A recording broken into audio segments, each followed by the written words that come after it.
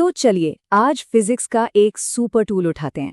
नाम है इसका डायमेंशनल एनालिसिस या विमीय विश्लेषण। ये एक ऐसा टॉपिक है जो 11वीं के हर स्टूडेंट के लिए और खासकर नीट और जेईई की तैयारी करने वालों के लिए एक गेम चेंजर साबित हो सकता है। अक्सर फिजिक्स के मुश्किल फॉर्मूले देखकर लगता है कि ये क्या अक्षरों का सूप बना दिया है, लेकिन इसका जवाब है। आज हम एक ऐसा सीक्रेट वेपन सीखने वाले हैं जिससे ना सिर्फ हम फॉर्मूलों को चेक कर सकते हैं बल्कि उनमें छुपी हुई वैल्यूज को भी ढूंढ सकते हैं। मतलब सारी कंफ्यूजन को कॉन्फिडेंस में बदलने का टाइम आ गया है। तो शुरुआत करते हैं बिल्कुल बेसिक से। फिजिक्स की अपनी एक अलग भाषा होती है और उस भाषा के अक्षर हैं विमाएं यानी डायमेंशंस। ये वो बेसिक बिल्डिंग ब्लॉक्स हैं जिनसे फिजिक्स की हर इक्वेशन, हर फॉर्मूला बनता है। अब इसे एक बड़े सिंपल से उदाहरण से समझते हैं, ठीक है? सोचिए एक कैमरा है। ये एक मौलिक चीज हुई, फंडामेंटल। लेकिन जो कैमरा मैन है वो शब्द कहाँ से आया? कैमरे से। मतलब कैमरा मैन एक डिराइव्ड चीज है। फिजिक्स की क्वांटिटीज भी ना बिल्कुल ऐसे ही काम करती हैं। और मजे की बात यह है कि मैकेनिक्स में तो लगभग सब कुछ, पूरी कहानी सिर्फ 3 बेसिक डायमेंशंस के आसपास ही घूमती है। वो है m यानी मास, l यानी लेंथ और t यानी टाइम। बस यही है हमारे 3 मेन पिलर्स। अब यहाँ असली मजा शुरू होता है। देखिए हम कैसे इन्हीं 3 सिंपल m, l और t का इस्तेमाल करके फोर्स जैसी कॉम्प्लेक्स क्वांटिटी की डायमेंशन बना लेते हैं। स्पीड का डायमेंशन देखिए, l t-1, एक्सेलरेशन का l t-2 और फिर फोर्स का बन गया m l t-2। सब कुछ उन्हीं 3 पिलर से ही तो निकल रहा है। ठीक है, अब तक हमने बेसिक समझ लिए। अब बारी है उस एक रूल की जो इस पूरे टॉपिक का कह सकते हैं मास्टर की है।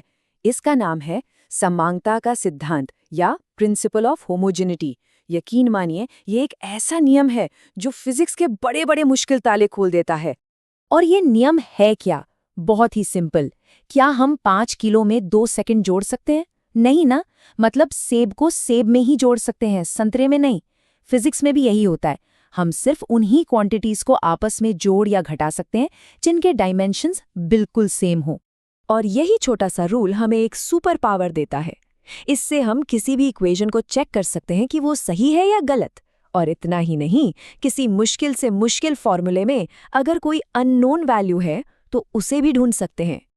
तो अब थ्योरी बहुत हो गई, अब देखते हैं कि मास्टर की काम कैसे करती है। चलिए एक क्लासिक सवाल उठाते हैं, बिल्कुल वैसा जैसा नीट और जैसे जैसे एग्जाम्स में अक्सर देखने को मिलता है। देखते हैं इसे कैसे सॉल्व करते हैं। ये रही वो equation, van der Waals equation, p + a/v²।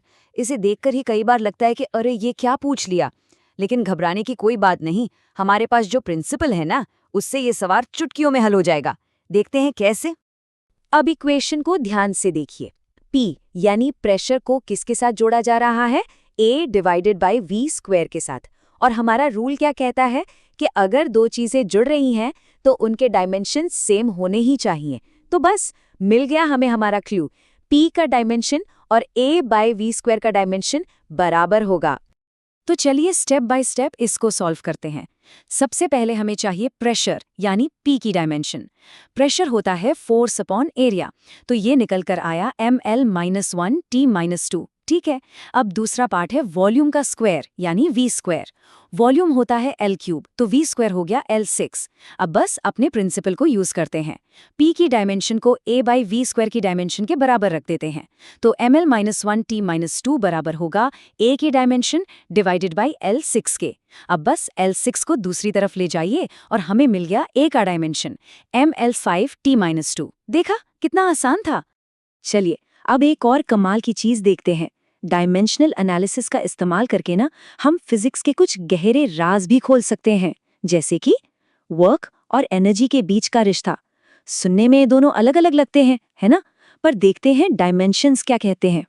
और जैसा कि कहा जाता है, दुनिया में कोई भी एनर्जी हो, चाहे काइनेटिक हो, पोटेंशियल हो या कोई और, सबका डायमेंशनल फॉर्मूला, उनका डायमेंशनल डीएनए हमेशा सेम होता है। ये फिजिक्स का एक बहुत ही खूबसूरत सच है। अब जरा इस टेबल पर गौर कीजिए। एक तरफ हम निकाल रहे हैं वर्क का डायमेंशन जो होता है फोर्स इनटू डिस्प्लेसमेंट, सॉल्व होकर आया ml² t-2। और दूसरी तरफ है काइनेटिक एनर्जी, ½ mv²।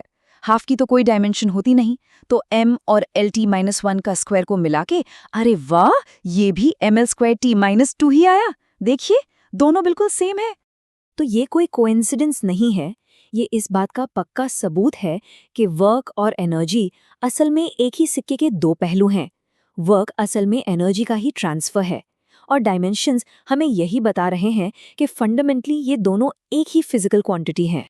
तो आज हमने जो सीखा वो सिर्फ थियरी नहीं है, ये एक प्रैक्टिकल टूल किट है, एक सीक्रेट वेपन है। इससे हम इक्वेशन चेक कर सकते हैं, अननोन वैल्यूज निकाल सकते हैं और अलग-अलग क्वांटिटीज के बीच का रिलेशन भी साबित कर सकते हैं।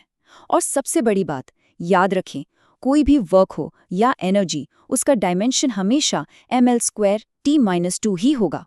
तो जाते जाते एक सवाल आपके लिए छोड़ जाते हैं। टॉर्क और एनर्जी जैसी और कौन-कौन सी फिजिकल क्वांटिटीज हैं जिनके डायमेंशनल फॉर्मूले सेम होते हैं? सोचिए इसके बारे में। डायमेंशनल एनालिसिस की मदद से फिजिक्स के और कौन-कौन से छुपे हुए राज खोले जा सकते हैं।